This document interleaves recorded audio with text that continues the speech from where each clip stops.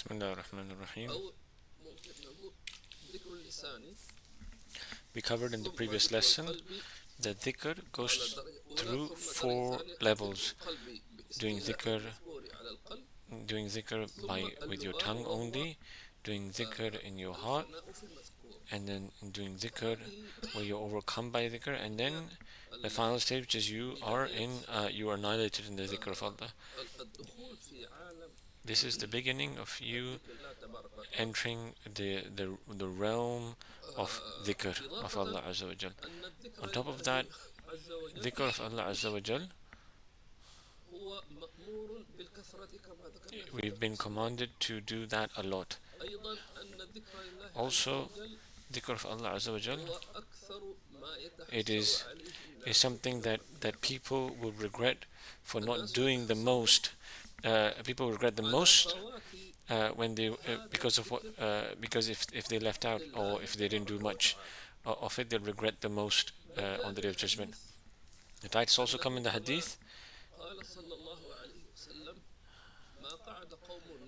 that no people, or whenever people sit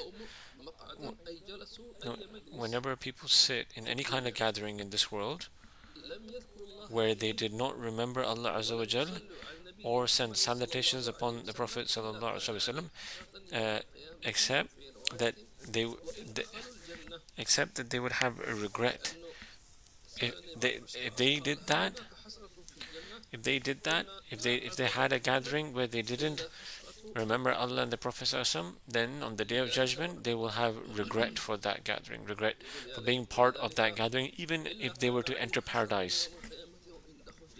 They will have regret even if they enter paradise.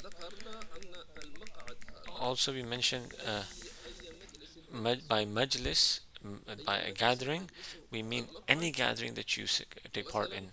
It could be you're sitting in your house, you sit at work, you sit in the library, or or you sit in a park, or you're sitting in a conference, any place that you'd be sitting with other people. If you don't remember Allah Azza wa Jalla in that place, you will regret. You will have regret in the Day of Judgment for that time period. How many gatherings we sit in one day? You sat, for instance, on your bed. You sat to eat food. You sat to drink tea with your family. You sat at work. You sat for instance, for reading a book. All these gatherings, all these are places of sitting. So did you remember Allah in all of these gatherings? So for this reason, the Prophet ﷺ gave us adhkar, or invocations, that we need to do in different states. Like, for instance, he told us the dhikr to do when we go to bed. So when you've done that, that means you've remembered Allah in bed. When you wake up, you remember Allah. When you sit down to eat, you do the dhikr of before you start eating. So you've done the dhikr for that gathering. Or for instance, if you sit with your family and your children, the Prophet taught us the dhikr to do when we end the gathering, which expiates all the sins of that gathering. Today we'll complete what Imam al-Ghazali was talking about in relation to being annihilated in the dhikr of Allah Azza wa Jal.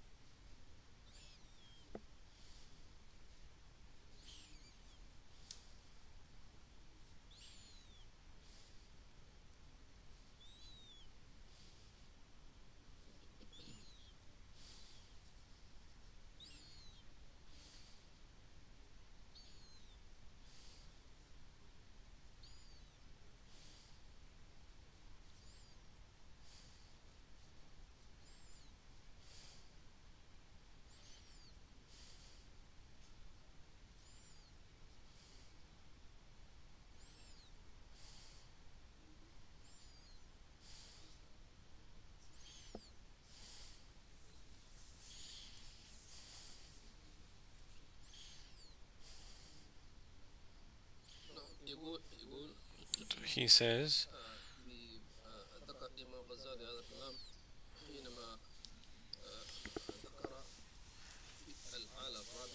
and he mentioned the fourth level of doing dhikr, which is fana, or being annihilated in the one who's being remembered. Who's being remembered is Allah Azza wa Jalla. What do we mean by this word fana, or which is wrongly or broadly translated as annihilation?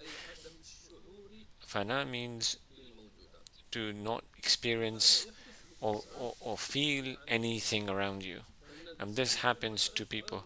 So for instance, a person could be sitting and his mind is busy, or he's occupied with some thoughts, and people are talking around him and he's not aware of what they're talking about. Even somebody could be calling out to him, but he wouldn't hear that person, even though the senses are still there.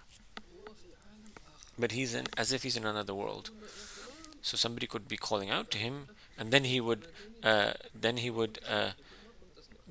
like basically wake up, even though his ears would be hearing, but he wouldn't be registering what's being said. It's like somebody who sleeps. When you speak to somebody who's sleeping, his ears would be receiving the sounds, but the brain that registers those waves and interprets them and understands them, that wouldn't be understanding what's being said, because it's actually in another world where the spirit has gone. So when a person goes to sleep and his spirit has gone, for instance, to Medina, the city of Medina, so he is in Medina and he's speaking to people over there, and he's hearing their voices and he's speaking to them, while the one who is next to him, doesn't hear him, and he doesn't hear that person. This is what happens also when a person who is completely immersed in the dhikr, he forgets all, he stops sensing the things around him, and that is what is referred to as fana. And fana, when you read the life of some of the awliya, the seerah of some of the awliya, you see them going through spiritual experiences where they don't even feel the heat of fire. Ignoramuses would say, they're quick to judge, and then they say, oh, this person is a magician, or this person is doing some kind of a trickery. You need to understand that these people, their senses are subdued. How they're subdued? Because of the light of the dhikr that has overcome their body to the point where their spirit has taken over, to the point that they could be holding something hot, but they don't feel the heat of that thing, even though their senses are there, but their mind is not registering. It's like how we have anesthesia when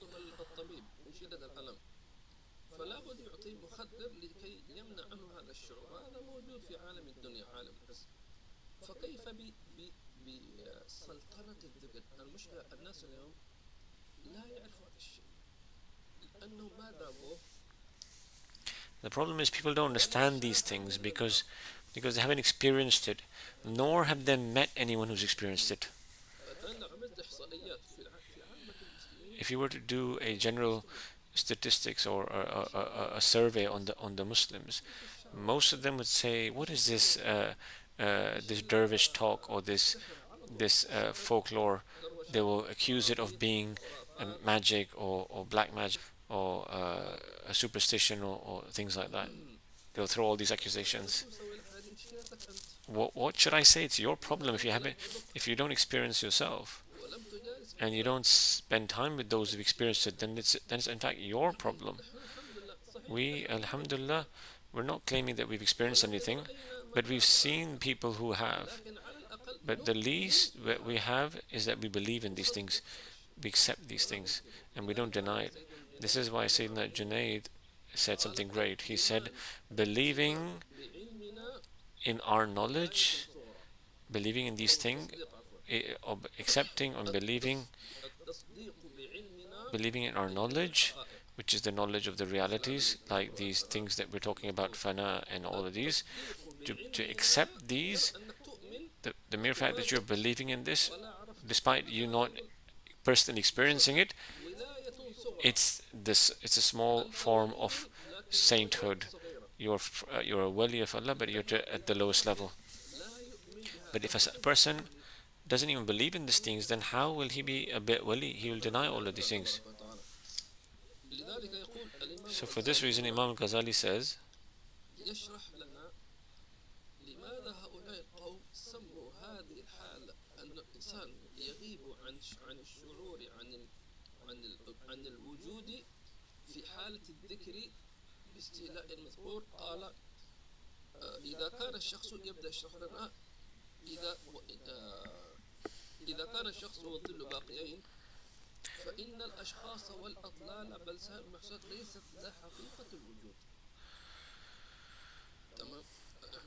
so for instance,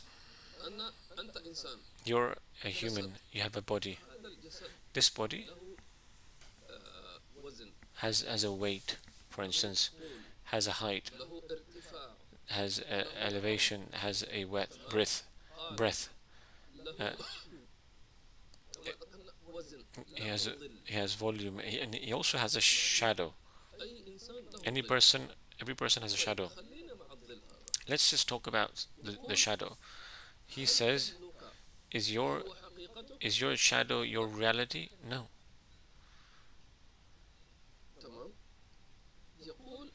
He says, these things that you sense, they're not real existence, meaning their existence is not by itself. They cannot exist by themselves, and their existence is within time, contingent upon time. And so there's no doubt they will perish, like what we refer to as expiry date. Every single thing has an end. So for this reason they say, some of the atheists say, I don't believe in anything except that I see. We say, do you believe in time? They say, yes. You believe in time. You believe in where is time? Let us see time. I want to see time. Don't say, don't refer to the watch or the clock. That's not time. Can they deny time? If somebody denies time, he'll be considered a fool.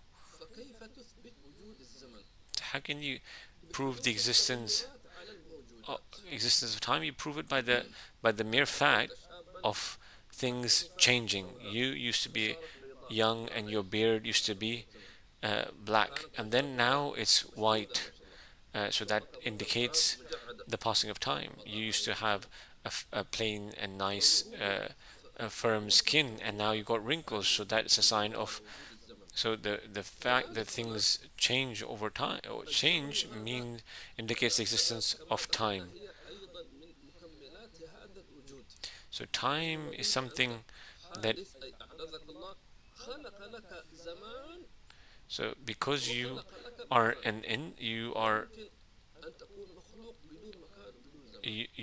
exist. Because you exist, you have to exist in time and space. So it is only Allah subhanahu wa ta'ala who can exist without time and space.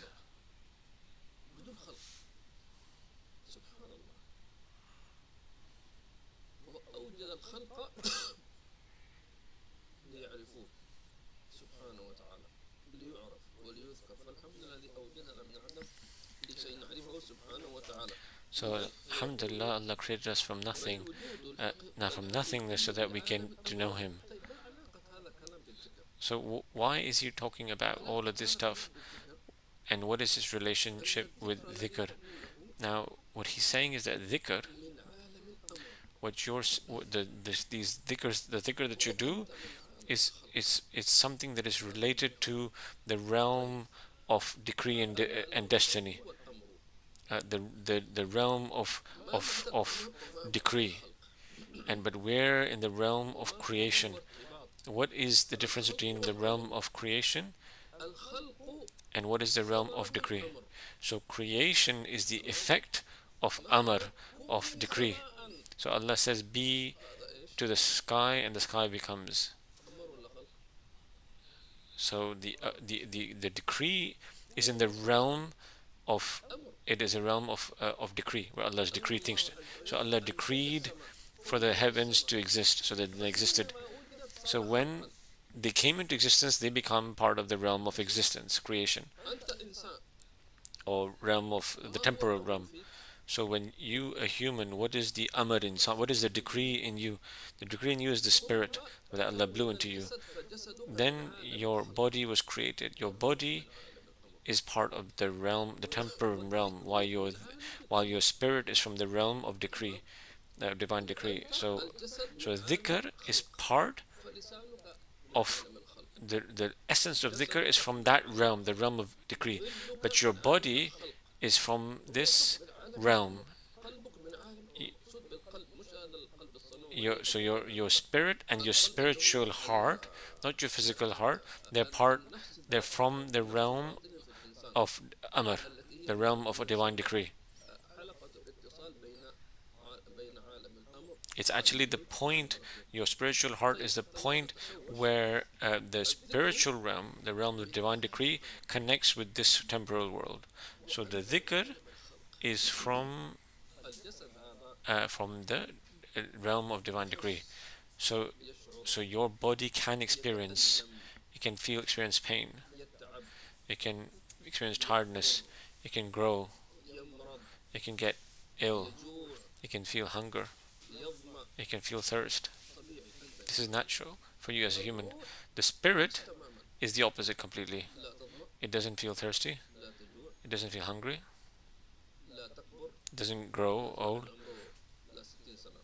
There's no one with this whose spirit, the, the spirit is from the orders of Allah. It doesn't have weight or mass. It doesn't have time as well. Because it is from, because Allah subhanahu wa ta'ala says, say to the Prophet, he says, say to the Prophet, say to the people that the ruh, the spirit, is from the realm, from Allah's realm, from Allah's realm of decrees. So your dhikr has to be from that realm. So if your dhikr is proper, that means the more your dhikr is correct, the less you start, less you sense things from this realm. So the more your dhikr gets stronger and stronger, that your senses stop affecting you until they completely, until they're completely wiped out. At that point, your spirit experiences the divine divine gifts and blessings and subsistence when of the words that you're invoking, like Subhanallah. So it starts from the spirit, then it reaches the heart.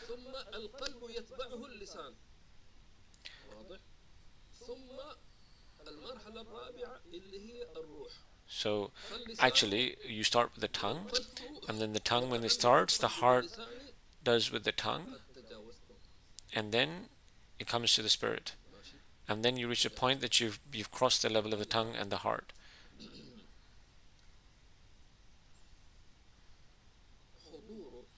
Being present,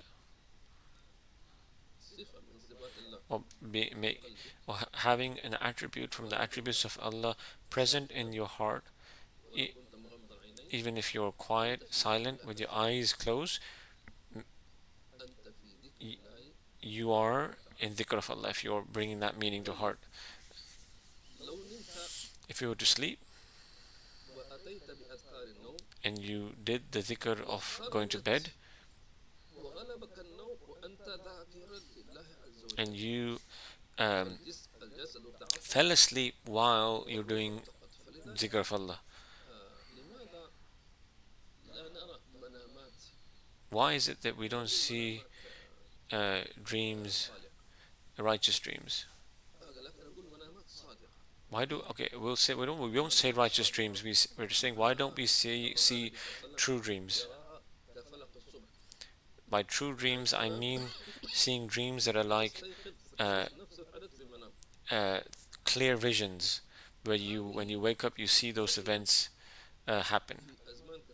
This is something that has become very rare in this day and age. Why? Because of how the spirit has been soiled, distracted by the distractions of this world. And imagine if these distractions are sins. So it's like it breaks all of the spiritual apparatus of the heart that basically connects and senses all of these spiritual things. Like when there, even airplanes cannot fly when the radars are broken. So the dreams will be true when you're present with Allah in your dhikr, and your dreams will be true. And the Prophet ﷺ, what is amazing, he informed us that at the end of the times he gave a sign of a true believer, and we know that at the end of times the fitnas will be a lot. The Prophet ﷺ said that as if the dream of a believer will be truth, as if he'll see it like clear vision that you see in the clear day, with all of his details. Every one of us, has it happened to any one of us where he saw a dream and every single detail of that dream happened, the people that he saw, the sounds that he heard? Sometimes it's not 100% same. He might see a person in his dream who might give you a gift, and you woke up and you found, and in the same day somebody gave you a gift, but it's not the same person. It means that your dream is true, but not complete, because part of it happened. Why is it that the dream,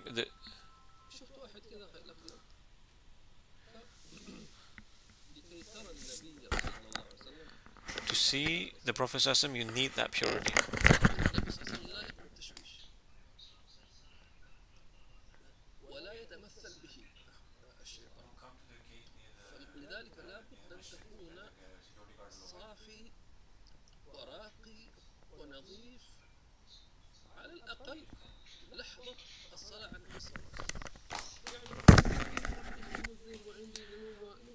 So we all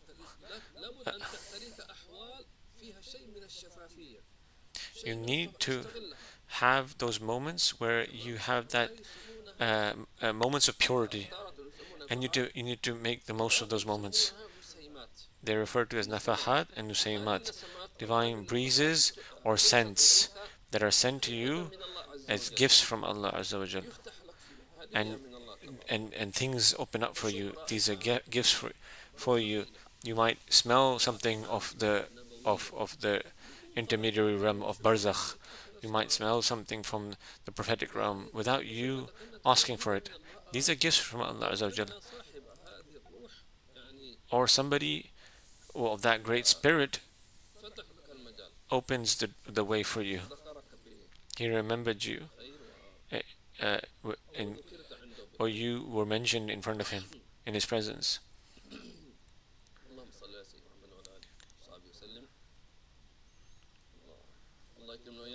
May Allah bless us with these, with the great dhikr to be mentioned in front of the Prophet ﷺ. So he says,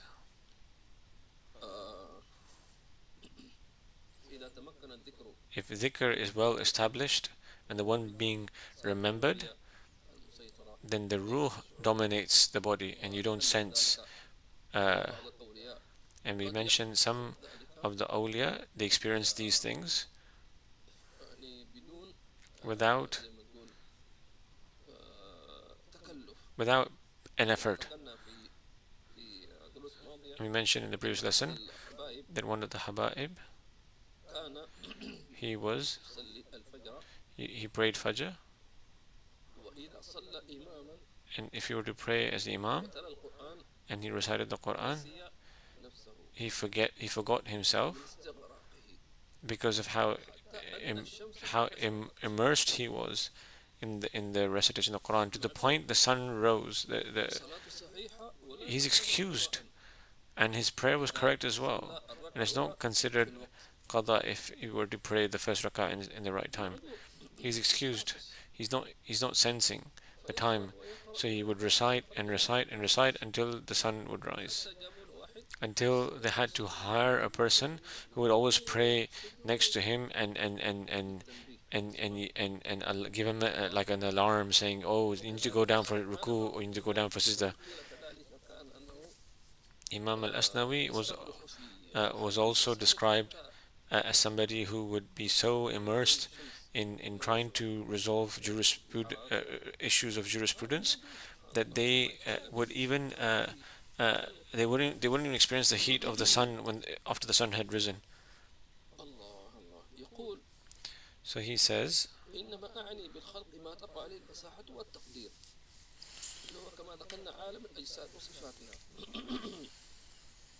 وأعني بعالم ما لا يتطرق إليه التقدير، تمام، اللي هو زي ما يقولوا كما ذكر وزنه وطوله وعمقه ما يحسب وهي أجسامه، والعالم الجسماني ليس له وجود حقيقي بل هو من ذلك العالم.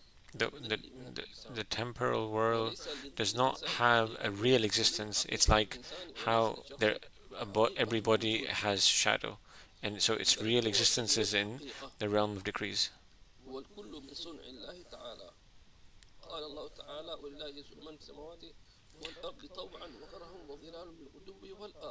Allah subhanahu wa ta'ala says that everything in the heavens and the earth prostrates before Him willingly or unwillingly, even their shadows. We ask Allah Azza wa Jal that He grants us this fana with ease and comfort and well-being. This fana is referred to as the beginning of gnosis.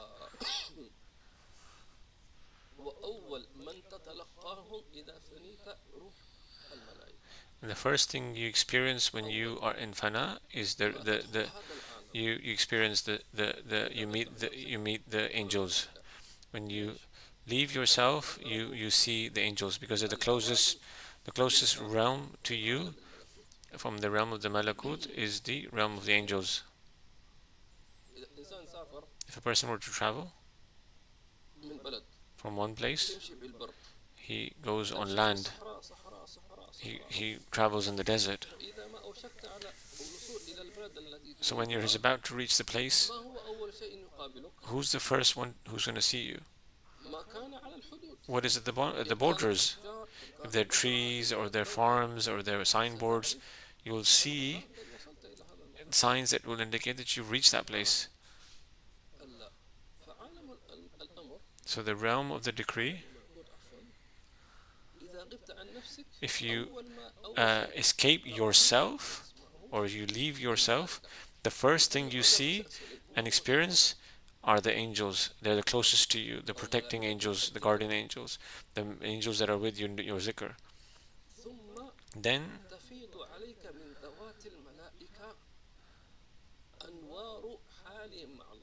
Then you will experience spiritual you will experience what you will experience spiritual sustenance from the angels that are around you based on their spiritual states with Allah Azza wa Jal. Angels are beings that don't disobey Allah Azza wa Jal. How to explain this? Imagine you want to meet a really important person. وهذه الشخصية مهمة. and this is like he's like a VIP, and he's something, لابد تأخذ موعد and you ولابد must تجلس. take an appointment, and you should be permitted to see him لم only. يكتب لك أنك إيش أن تقابله أو أن تلقاه. So if لكن it's not, you couldn't get an appointment to meet التقيت him, بمن التقى به. but you met somebody أنا who met أحب him. ساعة. Like a person would say, I was with him صافحته. an hour ago and I shook his hands. فيقول فتقول له طيب ما الذي يسمى بها؟ He will say, he said, I have the smell of his perfume on me. من ذلك So الشخص he could اللي هو smell, صاحب هذا الإنسان. so you can smell his smell, that VIP smell, or the sheikh smell, from that person who met him. كان الصحابة الكرام And كانوا so this is how the Sahabas were too. يتنافسون على فضلة وضوء النبي صلى الله عليه They would compete with each other in trying to take something from the wudu of the Prophet ﷺ. So if Sahabas couldn't take something directly from the wudu, they would take from somebody else who took from the wudu. الأمة هذه فيها هذا السند وهي المصافحة. This is why we get the sunnah of shaking hands. المصافحة أنت لم تصافح When you أخاك المسلم when you shake the hands of your fellow brother Muslim, وخاصة especially the ulama and the mashayikh, أنت بذلك حتما then you are without doubt, قد صافحت من صافح من صافح من صافح. you have shaken the hands of somebody who has shaken the hands of somebody who has shaken the hands of the Prophet ﷺ. There's no doubt then, because that handshake or that connection, that chain of transmission is through the elect of this ummah. أو رأيت من رأى Or you saw somebody who saw somebody who saw somebody, up to the point that that person saw the Prophet ﷺ. هناك الحديث المسلسل This is why مصافحة you hear about hadith بالمشابكة or narrations that have been narrated through shaking hands, وشيخي شابك فلان أو صهر فلان meaning إلى I shook hands with my sheikh, إلى النبي. and then who shook hands with his sheikh, who shook hands with his sheikh, all the way to the Prophet ﷺ, who shook hands with Sayyidina Jibreel, أو إلى جبريل عليه السلام. طيب فهذا الآن So here what is mentioned بالنسبة للذكر لا تبارك about the dhikr of Allah Azza wa Jal, تبدأ في الفناء when you begin the realm of fana, the first thing you do is you meet the angels, and angels are close to Allah Azza wa Jal because they're the soldiers of Allah Azza wa Jal. They meet يسألهم مثلا احنا في المجلس because Allah asks them, يقول الملائكة من أين because أتيتم؟ we are in a gathering فيقولون where أنا من المجلس في angels, كتاب. Allah asks the angel, where did you come from? They would say, we came from this gathering of dhikr. We came from this gathering where Imam Ghazali's book was being taught. And Allah will ask, who attended? And they'll mention all the people who attended, those online and in present. So there is a discourse happening between Allah and the angels. We don't hear that, but we hope that Allah would open up for any one of us to the point that he would see and experience what's happening, this discourse between Allah and the angels. Like Sayyidina Musa, like how Sayyidina Musa kept saying to the Prophet ﷺ, go back to Allah Azza wa Jal and ask for lightening the number of prayers. And the hidden secret behind this is that Sayyidina Musa wanted to see Allah, and it wasn't allowed for him to see. Sayyidina Musa wanted to see Allah Azza wa Jal, and he wasn't permitted to see. But on the night of ascension for the Prophet ﷺ, the Prophet ﷺ saw Allah Azza wa Jal. And so when he would come down, Sayyidina Musa would see Allah. Sayyidina Musa would see a person, the Prophet ﷺ, who has just seen Allah Azza wa Jal. So Sayyidina Musa was telling Sayyidina Nabi ﷺ, go back and see Allah, or tell Allah to lessen the prayer. But in doing that, he's seeing Sayyidina Nabi ﷺ, who has just seen Allah Azza wa Jal, and he would kept taking from that spiritual experience. So Imam al-Ghazali mentions more in details in the next part.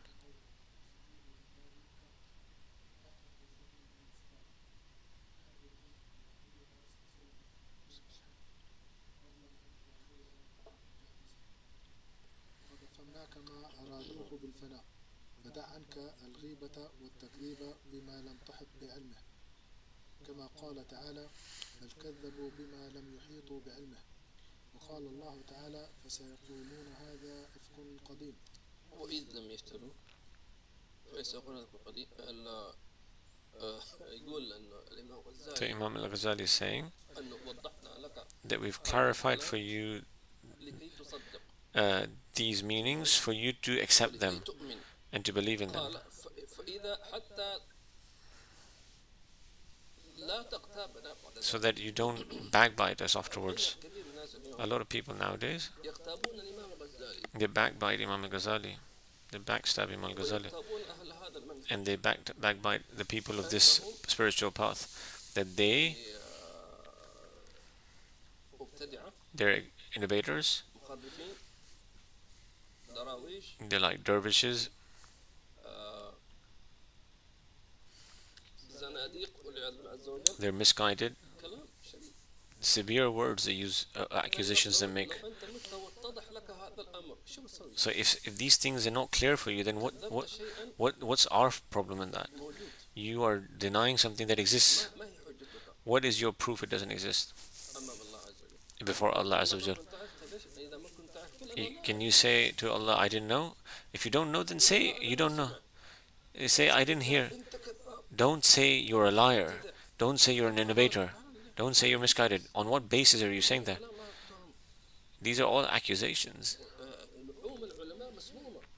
The flesh of the ulama is poison. أنت تتكلم على أناس You're talking about people, they're the people who are in the divine assembly. أقل قل The least you can say is, oh, wallah, ما رأيت هذا. I haven't seen these things, so وإذا أنت لا تحب هذا الشيء لكن لا تكذب. if you don't like these things, don't deny them, don't reject them. There is a probability. الناس لم يؤمن ولم يعلم. So there are a lot of people who don't believe and they don't want to learn because they never sat with ulama. All their life was just in this dunya, in this world, مع الخلق with creation. لم يجالس أهل الله. They didn't sit with people of Allah. ما أدري لا يعرف. Why? I don't know. They don't know, they don't want to know, they don't seek, فاضي they don't have time. ما يأكل عيش. They just think, they see there's no benefit in it. جالس هذه لا تجيب فلوس. These gatherings won't give any money, any wealth. That's how they're thinking. الدنيا كلها مصالح. All of life is just for ulterior benefit. هذا الآخرة. We're sitting here for Allah Azza wa Jal. We want Allah. يقول فإذا فهمت الفناء في المذكور فاعلم أنه أول الطريق. If you understand fana in the one who's being remembered, remember this is the first step of the way. Meaning, where are we? أين كنت؟ Where were you before you reached this point? سخن السيارة. You were, ما مشيت. your car is still turned off. You didn't start the car. الطريق قال الذهاب إلى الله عز وجل. So what is the way? The way is to go to Allah. من الطريق ليس العبادة. So the purpose of ما يقول واحد the path is not simply worship. نقول هذا عبادة. أنت تعبد الله عز وجل. You worship Allah Azza wa Jal as He has commanded you. You pray, you fasted, and that's it for you. What are the dhikr, what are the things you're reading in your isha, in your prayer? You didn't care about its meaning, you didn't care about its real realities. You just did it so that Allah won't ask you whether you prayed or not prayed. Like a person who goes to school, he goes to school late, sleepy, only so that he can get his attendance. Whether he understood anything or not, he doesn't care. So the purpose is to go to Allah. That He is the purpose. Allah is the purpose. Is the goal. So my goal is Him, and what I'm seeking is Him. Ilahi anta maqsudi wa ridaka matlubi. Oh my God, You are my purpose, and whatever you're seeking, whatever pleases You is what I'm seeking. I'm seeking Jannah, but I want to go to Jannah and you're pleased with me. What's the point of you going to somebody's house and that person is upset with you? Or he is burdened or he's burdened to see you. You go to somebody's house, he has a gathering, and he sees you, so he just tells you, oh, come in, but he says it like because he's obliged to say it because because he saw you there, so he feels obliged to invite you. So he didn't really invite you, he just saw you looking into the house with the gathering happening. So you could enter Jannah, but you won't enter Jannah as those who are beloved to Allah. There's no doubt every Muslim will enter paradise, but will every Muslim enter the same way? No, they're not the same. How can it be same? The one who lives these meanings, like the one who lives his life in doubtful matters and haram things, they are degrees before Allah, as it mentioned in the Quran. So my purpose is whatever that pleases Allah Azza wa Jal. And Habib says, and he reiterates now, that every one of us should try, whatever our state is, that if we want to, that if we enter, that we do any form of worship, whether it's wudu or Quran or prayer, we say that if, like, for instance, if you want to make wudu, you should say inside yourself that I am intending to make wudu, a wudu that pleases Allah Azza wa Jal. Make wudu, but make your intention to please Allah Azza wa Jal. It's the same wudu you'll make. There's nothing extra, nothing less. But make intention to please Allah Azza wa Jal. When you're praying Fajr or Isha, you pray just as how it's come to us, how the Prophet prayed, but you make that intention and dua, oh Allah, help me pray a prayer that will please you, so that I can bring the meaning. Imagine if a person prayed Isha 4 rakats, but he prayed with his hair open, with his chest open, and he only covered his navel to knee, and he just did the basics, and for instance, he just read Surah Fatiha, and then he went down to do ruku, and he said Subhana Rabbil Azim once, and he got up and said Sami Allah Liman Hamida, and he just said everything the bare minimum. If he did if he did all the basic foundations or the obligatory acts of prayer, his prayer is correct. But would that prayer please Allah? It won't please Allah. So if you want to worship Allah, whether it's by making wudu or by prayer or by fasting, may Allah make us reach Ramadan with ease and well-being, then we should bring to mind the intentions from now on that, oh Allah, help us do or spend Ramadan in a way that pleases you. I want Ramadan, in hope that in this life of yours, maybe you've prayed decades, you've done so many Ramadans,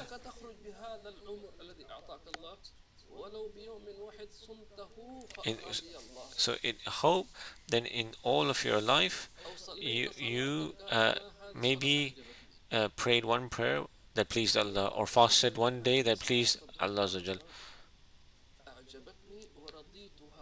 Today, my servant, you prayed a duha prayer in such a beautiful way that I'm pleased with you. If Allah is pleased with you, then then everything's good. If you have been you've been assisted to do something that pleases Allah, then He will accept you and make you ascend. May Allah grant us enabling grace, like what Sayyidina Uthman did in the Battle of Tabuk. He came with 200 camels, despite there being a financial crisis, and he came and gave all of that to the Prophet ﷺ. People were holding back their wealth, but he was giving out his wealth. So then Nabi ﷺ said, He said, "Oh Allah, this Uthman, I'm pleased with him, so you be pleased with him." So, in terms of material, the Prophet ﷺ couldn't give anything back to him. Sayyidina Uthman said, I love you. I don't want anything. I know you are tying a rock in your stomach, and we know this wealth will not stay in this world. And what will be left is a person staying with Allah, being with Allah and the Prophet ﷺ. And he said, so Sayyidina Uthman gave all that he had. So what did Sayyidina Nabi ﷺ give him? He said, "Oh Allah, this is Uthman. I am pleased with him, so you be pleased with him." And nothing can hurt Sayyidina Uthman after that day. Whatever you do, it's forgiven. And maybe you can attain this level of rida of Allah by serving your parents. You served your parents seeking Allah's good pleasure, then He's pleased with you. He sees you doing something, even though you could be doing something really simple, but you're doing that simple thing because you're seeking Allah's good pleasure, not because your dad will be upset or your mom will be upset. That person is not doing because of Allah. They're doing because they're afraid of their parents or they're afraid of them getting upset. They're doing it for Allah and the Prophet ﷺ. So if he sees you with that sincere intention, you live the rest of your life and Allah is pleased with you. And apply that to all other forms of worship. So any act of worship you do, bring to mind that intention, because you don't know which action you do that Allah will be pleased with. Whether it's a gathering, a verse that you read, feeding food, giving charity, making somebody happy, helping someone, you don't know which action. So invest here and there, like how a trader does. He invests in properties, you invest in investments, in hope that one of them might be be profitable. And whoever seeks Allah's good pleasure will be assisted. If you find in yourself this desire, Allah will take you and assist. He will help you, and He will take you to that action. So we ask Allah that He grants us His love with ease and well-being. Ameen.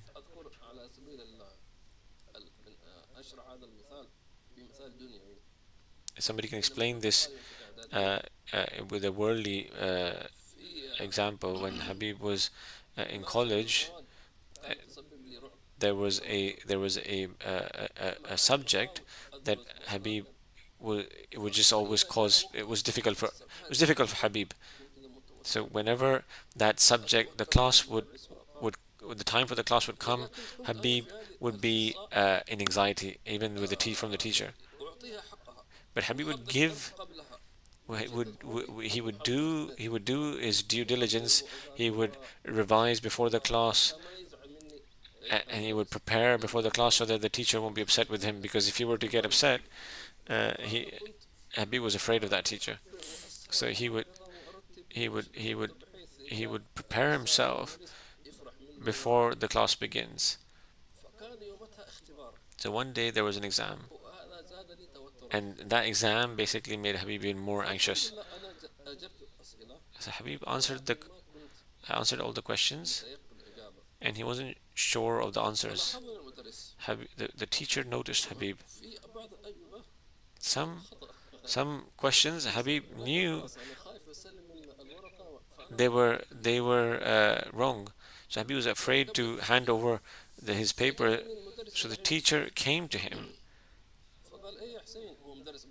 and he said, he called out Habib Hussein. He said, "What happened? Did you finish?" And he looked at his paper, and he gave him 10 out of 10, and he told him to leave.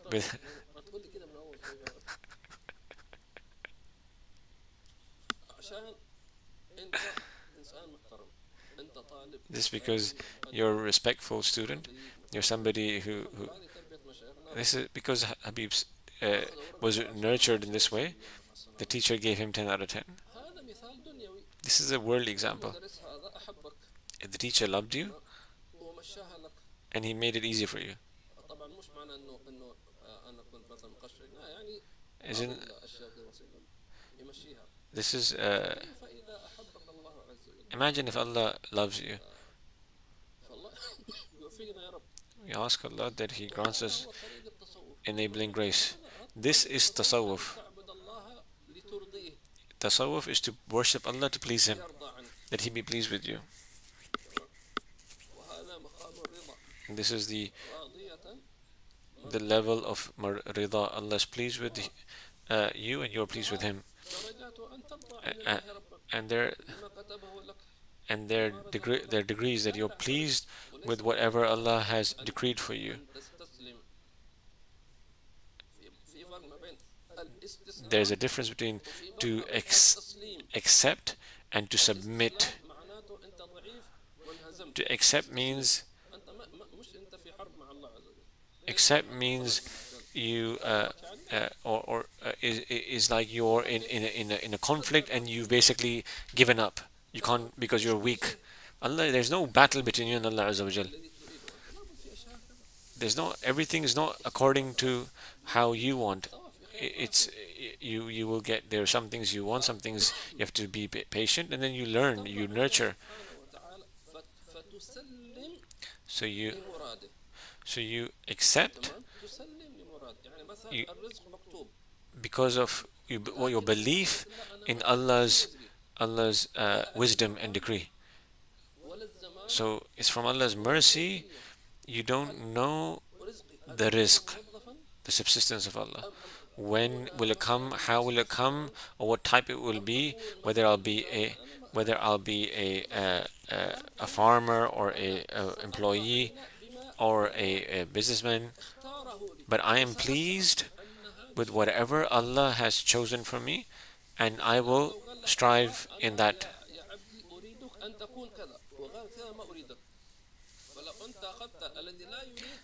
As if Allah is saying, I want for you to be like this, but then you say, no, I want something else. And what He wants for you will happen.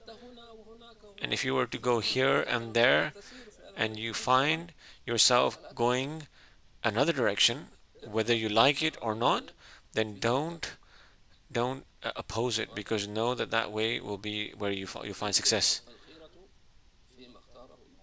What is the best choice is what Allah has chosen for us.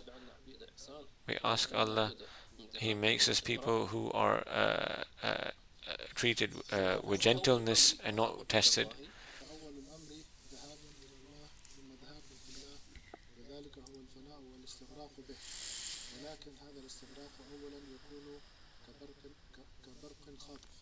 يثبت ويدوم فإن دام ذلك وصار عادة راسخة وهيئة ثابتة عرج به إلى العالم الأعلى وطالع الوجود الحقيقي الأصفى وانطبع فيه نقش الملكوت وتجلى له قدس اللاهوت. وأول ما يتمثل له من ذلك العالم جواهر الملائكة وأرواح الأنبياء والأولياء في صور جميلة يفيض إليه بواسطتها بعض الحقائق، وذلك في البداية إلى أن تعلو درجته عن المثال فيكافح بصريح الحق في كل شيء. So the first thing that appears to this person who's reached this state of fana is that he experiences the gems, the angelic gems, and angels are of degrees as well. If you meet Sayyidina Jibreel immediately, then that's a great thing. You've crossed big, but you meet angels like the angels of gatherings, the angels that travel around the world looking for gatherings. That's so you take you grow spiritually from their lights, but they're not the purpose. then the angels make you enter into the spirits of the prophets. And before prophets, they're the righteous, the awliya, those who are closest to the prophets. So when you meet these righteous, because when you remember Allah to the point you are annihilated, you enter into their world, into their gardens. That's where they're gathered. So when you gather with them, you will then eventually reach the greatest beloved, who is the Prophet ﷺ, from one to the other till him ﷺ. And the spirits of the prophets and the awliya in our beautiful forms. Why are they in beautiful forms? Because you're still a beginner in seeing realities, the realities of essences. And here you need to know the reality. The purpose is not to see the physical form. Sayyidina Abu Bakr Siddiq, there's a physical form. He's like a normal human being. It's like you and me. He's a head, he has a face, he has a beard, whether he's tall or short, and whether he's illuminated or not. So when you see him, Sayyidina Abu Bakr Siddiq, like a human, you haven't seen his reality, you've just seen his shadow. What do you mean by his reality? By his reality, we mean his station before Allah Azza wa Jal. To bring the meaning closer, you're walking.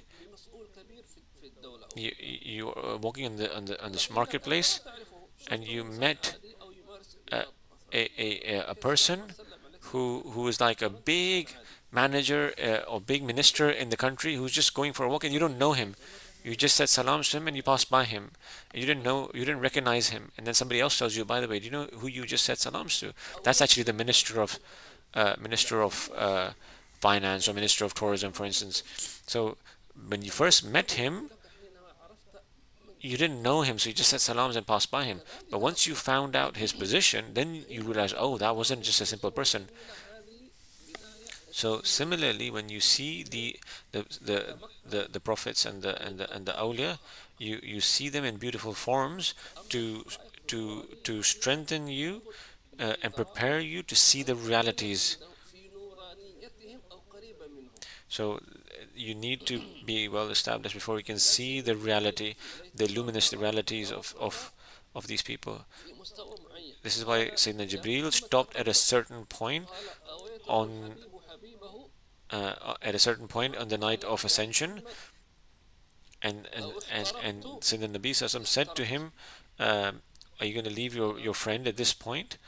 And Sayyidina Jibreel said, if I were to go any forward, I would be burnt. Burnt with what? Fire? No, burnt with light. But if you were to go ahead, you would be taken up. And everyone has his position that is known. So for this reason, the forms of awliya and prophets sometimes appear in dreams. And similarly, in the realm of this dunya, you can meet a person, but his spirit is from another realm, is from the realm of the angels.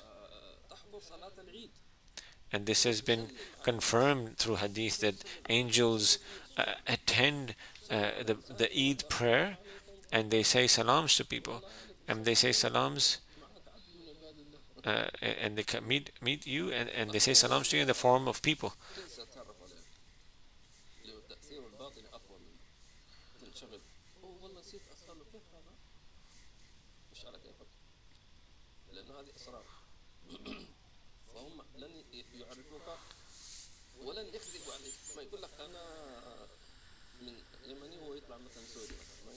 They'll come and meet, and you won't recognize them, and they don't lie either. You won't be able to ask them or speak to them, and after that you won't see them either. So angels come and shake hands of the children of Adam.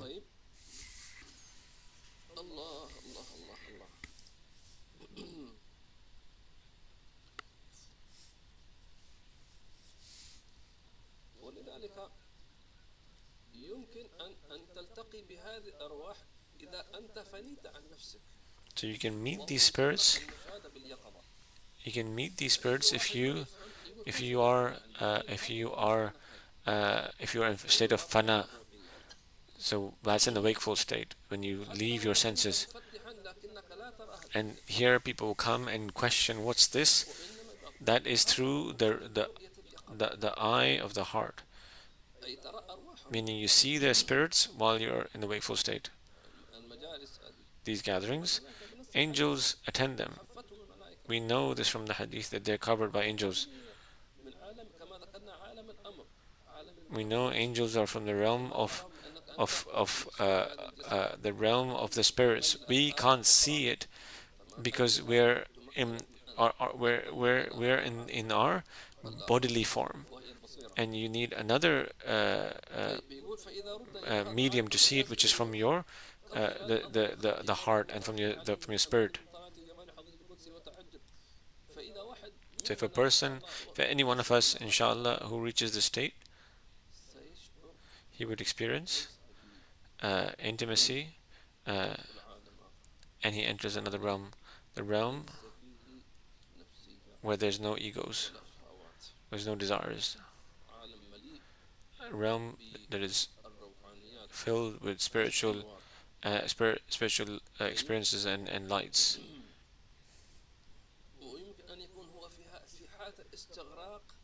And he may be in that state for a few seconds, and then he gets a call, and then he gets pulled out, like a person who's in the dream, is sleeping, and he's seeing a beautiful dream, and then the phone rings and the alarm rings, and you get pulled out of that dream. This is your limit. So sometimes it could be for a few moments. So that moment in the realm of spirits would be a long time, but in this realm it would be for a few seconds. The realm of the spirit is a great realm. This is why when you read in the Quran that a day before Allah is like 1,000 years, like how we measure time. So that is like that.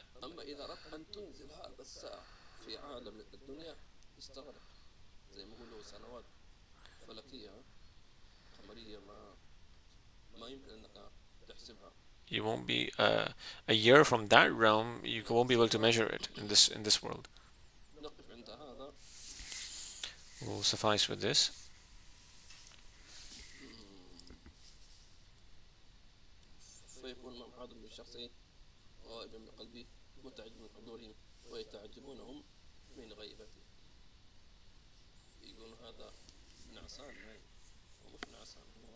People might think a person's asleep, but he's not asleep. He's somewhere else, and Allah knows best.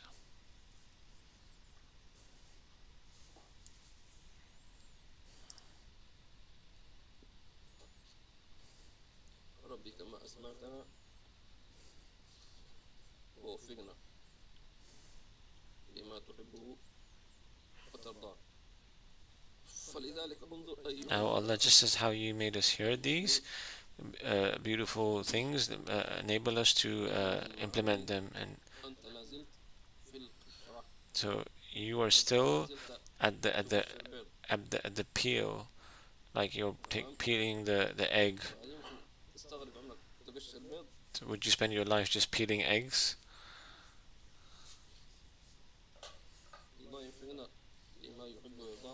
Ask Allah to grant us that enabling grace to do this. Oh Allah, just as how you grant success to the righteous, grant us that success. Gift us and honor us with these meanings, these beautiful meanings and these divine breezes from you with ease and well-being. Ameen. صلى الله على سيدنا محمد الفاتحة.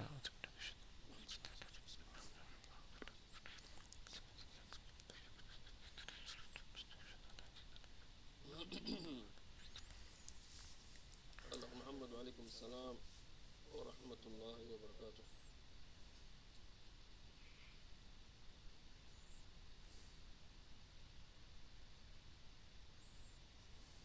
وجزاكم الله خير.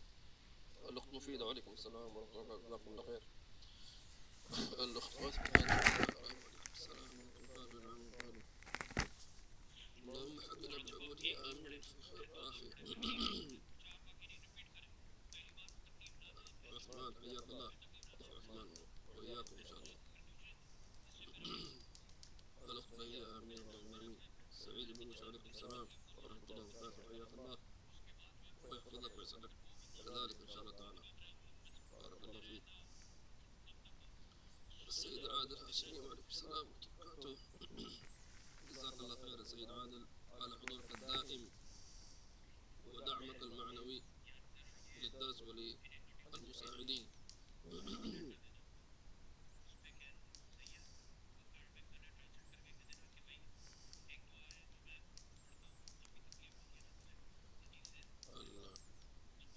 الأخت فاطمة وعليكم السلام ورحمة الله وبركاته. Thank you for these teachings. May Allah increase your financial ability.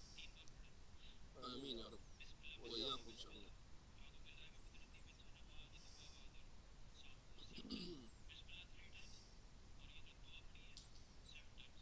الأخت سارة جزاكم الله خير وبارك الله فيكم على كلامكم وخدمتكم. ونحن كلنا نعم، لذلك الإنسان لما يجالس هؤلاء الأكابر ويقرأ كتبهم يعرف نفسه وين. لكن ليس معنى أنه الإنسان يحبط ويقول لا تحبط. People, when they hear such teachings, sometimes people feel hopeless. On the contrary, you should feel a yearning and a longing for this. And these seasons have come where you can where there is you could say they're like special offers. May Allah honor